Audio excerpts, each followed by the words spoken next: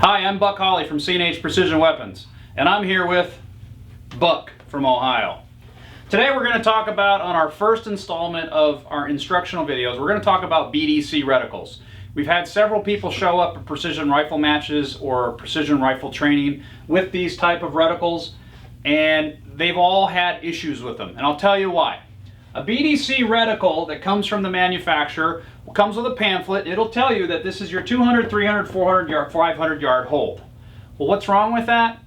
That is not calibrated for you, your gun, your scope height, your ammo, your bullet weight, any of that. It's calibrated in the factory using a factory gun. We just recently built a rifle with this exact reticle, and we put it on a 20-inch 308 hunting rifle. And I ran the numbers for the client, and none of them matched these. I called the factory and I said, what do all of these increments exactly mean? What is it an MOA or is it mil? What are they? What I was told was, these are 200, 300, 400, 500, and what these represent, which isn't in any of the documentation anywhere, is this is 1.4 MOA, 4.3, 7.2, and 10.5.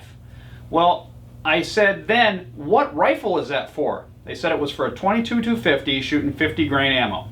Well, I'm sorry folks, but this is a high quality optic with a reticle for a 22-250 that's mounted on a 20-inch 308.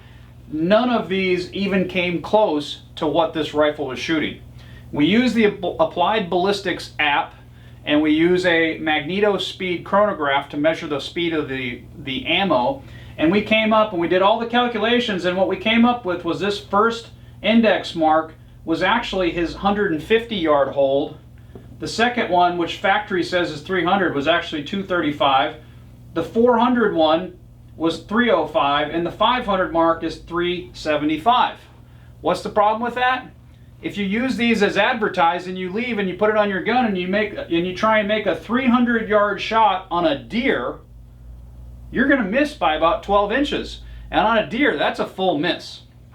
So we don't advocate people using these because they're a little bit harder. If you match this up to the exact gun that the factory used, you're probably in business. But nobody does that, or it's impossible. So if you're going to use this reticle, just know that you have to take your bullet weight, your muzzle velocity, your height over bore, and you have to plug all that into a ballistic app, and you have to find out what each of these holdovers is going to be for your exact rifle. For that reason, we advocate that people try and buy a rifle or a scope with a mil-dot reticle and mil-dot turrets, so that as they change environments, altitude, ammo, muzzle velocity, they plug all that information into their ballistic app, and then it gives them a new hold, and then they can use the turrets on their scope, or they can use this mil-dot reticle without having to figure out what each of these holds are. Thanks for joining us. If you have any other questions, give us a call or send us an email at C&H Precision Weapons, and we look forward to seeing you again on future videos. Thank you.